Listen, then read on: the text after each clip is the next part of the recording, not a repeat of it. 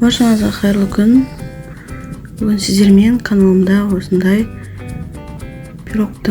етті пирогтың рецептімен бөлісетін боламын. Біздің жақта ксинан деп аталады. Бірақ видеода мен қамырын басқаша жасадым. Негізі дрожжевой қамырдан жасалады. Бірақ мен қамырының осындай жұқа болғанын жақсы көремін.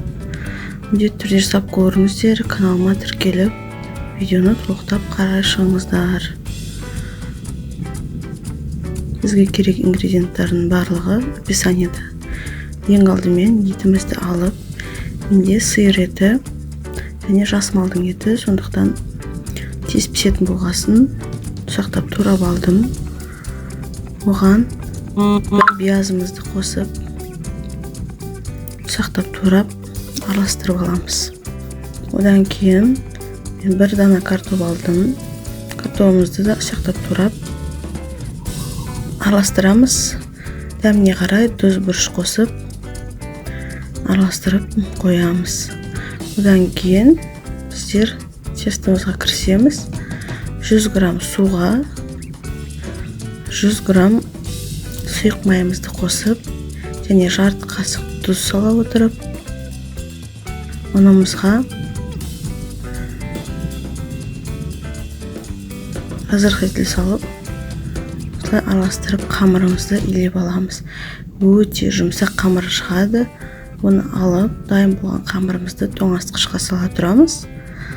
Жарты сағат көлемінде, одан кейін барып, тестомызды алып, пирогымызды жасауға кірісетін боламыз.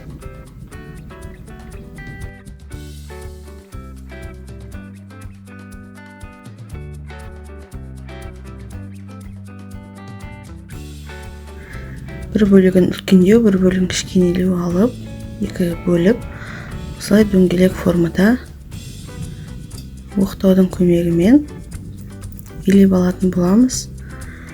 Қалауларыңызша жасауларыңызға болады. Қаласаңыздар табаға салып та пісіруге болады. Мен осылай пергамент қағаздың үстіне қойып пісіргенді жөн көрдім, солай жасап жатырмын. Осылай дөңгелек формаға келтіріп, пергамент қағаздың үстіне салып, одан кейін ортасына салмамызды саламыз. Қамырымыздың жан жақтарын осылай қолымыздың көмегімен формасына келтіріп жіберуге болады. Қалыңдау жерлерін болса басып жібересіздер. Міне салмамызды дәл ортасына саламыз. Одан кейін жан жағына әдемілеп жайып шығатын боламыз.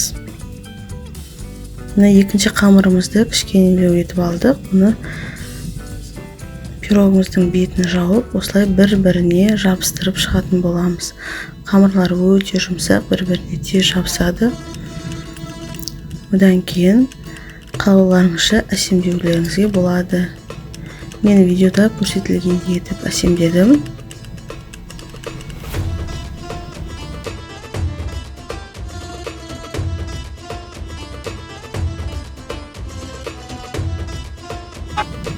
Міне осылай орап тұрып жасасаңыздар, пирогтарыңыз өте әдемі көрінеді. Дайын болған пирогымыздың ортасын кішкене тесіп жібереміз. Ауа кіріп, пирогымыз тез пісу үшін.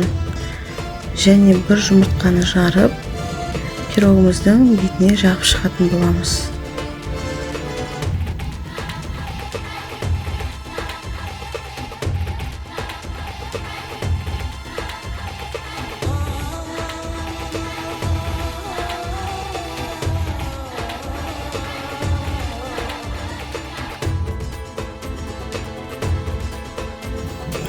Міне қыздар, дайын болған пирогтарымызды енді 180 градус температурада қызып тұрған пешке салып, 1 сағат көлемінде пісіріп аламыз.